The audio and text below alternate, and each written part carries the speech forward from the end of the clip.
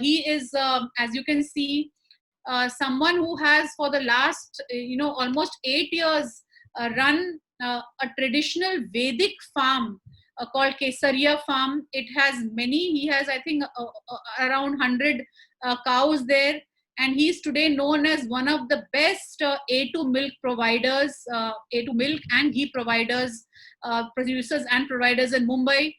So we are very interested in knowing how to make dairy a sustainable thing, because a lot of young people want to enter into dairy, but they are very scared that does it really give returns? There's so much of hard work in it. How do we do dairy and yet at the same time be able to make money? So Deepak bhai, very very warm welcome to you. We're very keen to listen to you. You may have a little short time of about 10 minutes, but we are looking forward. नमस्ते। Ma'am, हम शाहपुर में हैं, थाने के पास। Is my voice audible? Yeah, Deepak, go ahead, please. Yeah, it's audible. Yeah. हम थाने में हैं और हमने ये 8 साल पहले शुरू किया था, जब लोग इस तरफ जाने की सोच रहे थे कि देसी गायों को कैसे संवर्धन किया जाए या उनके क्या-क्या फायदे हैं, लोगों के ध्यान में आना शुरू ही हुआ था। लेकिन अभी बहुत सारी चीजें ऐसी भी थी कि कुछ चीजें क्लियर नहीं थी, कैसे डाइट कैसा होना चाहिए, कैसे उनके प्रोडक्ट्स की क्या महत्व है। तो धीरे धीरे ये सब चीजें ओपन हुई और हमने ये चीज जब शुरू की थी तो हमने कच्छ में शुरू किया था, गुजरात में, हमारे नेटिव गांव में। तो उसको जैसे हमने शुरू किया तो 2 सालों में एक चीज हमारे सामने आई कि हमें चारा कम पड़ रहा था। तो फिर हमने ऐसे साइट सिलेक्शन देखा कि जहाँ गायों को ग्रेजिंग अवेलेबल हो, क्योंकि वो सबसे पहली चीज है जो गाय को चाहिए। तो हमने मुंबई से करीबन 90 किलोमीटर दूर हमारा ये फार्म है और इसके लग के ही इसको 3 sides we have access to forest also. तो करीबन 800 एकर्स ऑफ फॉरेस्ट है। तो ये सारी चीजें हमें इस चीज में बहुत सपोर्ट कर रही थी डे 1 से। तो हमें करीबन 6-7 महीने तक ग्रेजिंग मिलती है और उसके बाद में जब यहाँ पे हिली ट्रैक्ट होने के कारण क्या होता है कि घास जल्दी सूख जाता है, सॉइल इतना मॉइस्चर को बेयर नहीं करती है। तो हमने फिर खुद से सारी चीजें ग्रो करना शुरू किया। जैसे हम प्रॉपर इसको मोनोकोट और डाइकोट का इसका कॉम्बिनेशन बनाते हैं कि अभी मोनोकोट में हमने नेपियर ग्रो करके रखा है और डाइकोट में हमारे पास मोरिंगा है। और नॉर्मली जंगल में ग्रेजिंग के लिए जब गाय जाती है तो वहां पे ज्यादा करके डाइकोट्स रहते हैं। तो मोनोकोट डाइकोट का एक प्रॉपर कॉम्बिनेशन मिलना बहुत जरूरी है। तो जब हम डेयरी की बात करते हैं तो डेयरी कमर्शियल एस्पेक्ट से होती है। तो नॉर्मली जो भी कमर्शियल डेयरीज है वो एचएफ में है या जर्सी में है।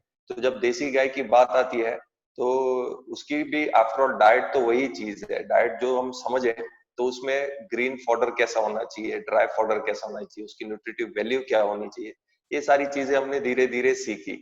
और आज जैसे हमने इसको प्रॉपर एक मल्टी लेयर फॉरेस्ट का रूप दिया है जो फार्म है, कि जहाँ पे गाय ग्रेजिंग करके आए और वापिस आते आते उनको बेस्ट क्वालिटी का फॉडर मिल पाए। तो ये हमारा सबसे बेसिक चीज थी कि गाय जो अच्छा खाएगी तो ही दूध की क्वालिटी अच्छी आएगी, उसकी खुद की हेल्थ अच्छी रहेगी।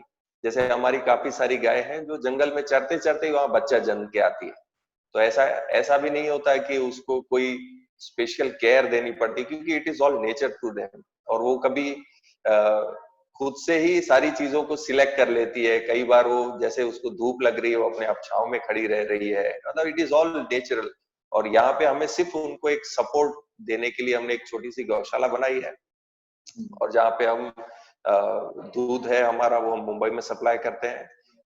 जो हमारे पास सरप्लस मिल्क रहता है उसका हम घी बनाते हैं। ये 2 प्रोडक्ट्स अभी हम बना रहे हैं। और गोबर जो हमारा है वो हम फिर से खेतों में यूज करते हैं। We have 25 acres of land. तो उसको सारी चीजें हमने जो गोबर गौमूत्र है उसको स्लरी बना के हम खेत में डाल देते हैं। उसको हमने, क्योंकि हमारा हिली ट्रैक्ट है तो हमारी जमीन थोड़ी सी रॉकी है, उसमें बहुत सारे पत्थर है, तो उसमें ऑर्गेनिक मैटर बढ़ाना ये हमारा अभी ध्येय है। अभी और 2-3 साल तक तो यही ध्येय है। हम ऑर्गेनिक मल्चिंग भी कर रहे हैं उसके लिए। तो दीपक भाई, एक जो मेन सवाल आपसे पूछना था ये था कि आपके जितनी गाय हैं ठीक है, और उनका जो देख रेख में जितना खर्चा होता है और उसके मुताबिक जो वो दूध देती है या उसका घी बनता है, उसका दोनों के बीच में क्या तालमेल है, एक तो ये समझना चाह रहे थे। और जी। दूसरा ये है कि कईयों को अभी ये डर लगता है कि जो गाय है उसका बछड़े का जो दूध है उसको लेके हम लोग बेच रहे हैं, तो ये क्या गलत चीज नहीं है? तो उसके ऊपर आप थोड़ा सा कुछ बताएंगे? अभी जैसे आप कोई भी चीज, जैसे स्टार्टिंग में ही आपने जो प्रेजेंटेशन में बात कही कि प्रोडक्ट्स अगर प्योर है और अगर जो उपभोक्ता है, कंज्यूमर है, उसको पता है कि मैं क्या चीज ले रहा हूँ, उनको उस चीज का महत्व पता है, तो वो उस चीज का रेट दे रहे हैं। जैसे अभी हमारा दूध है 100 रुपीज लीटर से जा रहा है, और हमारी फीडिंग कॉस्ट, तो हमें कॉस्ट और जो हमारा सामने से रेवेन्यू है उसमें ये बैलेंस करके रखना है कि हम कॉस्ट को कहाँ मिनिमाइज कर सकते हैं।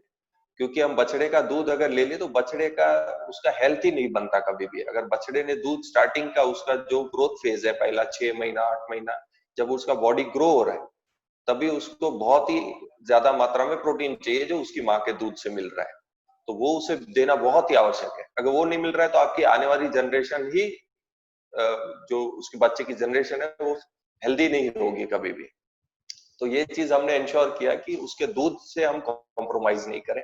हम रेट ही ऐसे ले कि जिसमें नॉर्मली भी भैंस का दूध जो लोग पी रहे हैं वो 60, 65, 70 रुपीज दे ही रहे, लेकिन उनको पता है कि ये एथिकल है और बच्चे को भी दूध मिला, और दूध में जो प्रोटीन है और जो उसके ऊपर दूध की मलाई भी आती है, तो वो लोग कहते हैं कि भैंस की जितनी मलाई इस दूध में आ जाती है, क्योंकि गायों का फीडिंग ही इतना प्रॉपर है।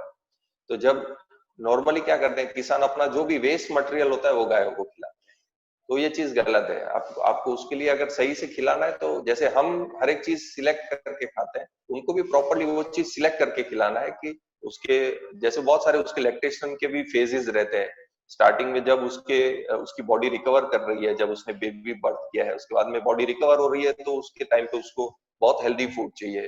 फिर जब दूध उसका पीक में आ रहा है, तभी उसमें बॉडी में ऑलरेडी रिक्वायरमेंट्स ज्यादा रहती है। फिर एंड का जब लेग फेज होता है, जब दूध कम हो रहा है, लेकिन तभी वो ऑलरेडी उसके पेट में दूसरा बच्चा है शायद, तभी वो दूध ये होता है। तो हर टाइम उसको न्यूट्रिशन की रिक्वायरमेंट बहुत ज्यादा रहती है। आप रफली कितने लीटर्स बेच पाते हैं एक महीने में? हम लोग मिल्क हाँ जी। मिल्क हमारा डेली 150 लीटर्स का सेल है हमारी। हाँ, करीबन हमारी 30 काउज है जो मिल्किंग में है, out of 150 total heard strength. अच्छा। तो इसमें हमारी हमारी एवरेज जो प्रोडक्शन है वो 8-9 लीटर्स के आसपास आती है। अच्छा, जी that is very good. 8-9 liters is pretty good. हाँ जी, क्योंकि वो फीडिंग ही इसका सबसे मेन चीज है। या तो उसकी ब्रीड में खुद की उसके बॉडी स्ट्रक्चर, कि वो मिल्क की ब्रीड ही है, हमारे पास सारी गिर गाय है, और उसको साथ में हम क्या खिला रहे हैं उस पर ही डिपेंड करता है।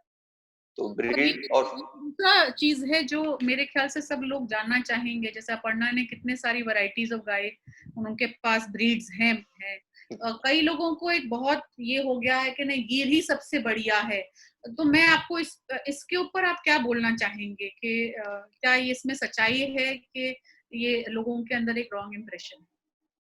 नहीं, देखिए मिल्क ब्रीड अगर हम देखें तो मिल्क ब्रीड में हमारे पास गिर है, साहिवाल है, और साउथ में अगर हम देखने जाएं तो शायद वहां पे कोई ज्यादा मिल्क ब्रीड बड़ी कोई है नहीं, तो वहां पे सब लोग गिर ही लेके जा रहे हैं। और गिर ने ब्राजील में भी बहुत अच्छे से परफॉर्म किया है। हम ये चीज देखें कि जहाँ पे मोस्ट ऑफ इंडिया हिली ट्रैक्ट में, अगर आप हिली सॉइल पे है तो आप जो भी ग्रो करेंगे उस न्यूट्रिशन में डेफिसिट होता है, क्योंकि वहां पर सॉइल का जो वॉश ऑफ हो जाती है हर बारिश में। तो हमें वो उस तरीके से सॉइल को मैनेज करना है, प्लॉटिंग इस तरीके से करना है, कॉन्टूर प्लांटेशंस करने हैं ताकि सॉइल का वॉश ऑफ कम हो जाए, और फिर हमें उसके लिए घास उगाना है। तो ये सारी चीजें हमें वेटिवर प्लांटेशन के ऊपर बात करने वाले हैं कि कितना जरूरी है वो सॉइल का वॉश ऑफ ना हो। इसके ये जो आपने गिर के बारे में बोला कि हाँ गिर सबसे इम्पोर्टेंट है, पर उसी तरह जैसे कांकरेज है या थारपारकर है। कांकरेज ड्यूअल पर्पस है मैम, कांकरेज ड्यूअल पर्पस है, जिसके मिल्क भी उसका बहुत अच्छी क्वालिटी भी है, क्वांटिटी भी मिलती है। साहिवाल भी एक अच्छी मिल्क ब्रीड है। नॉर्दर्न साइड में फिर थारपारकर अच्छी मिल्क ब्रीड है।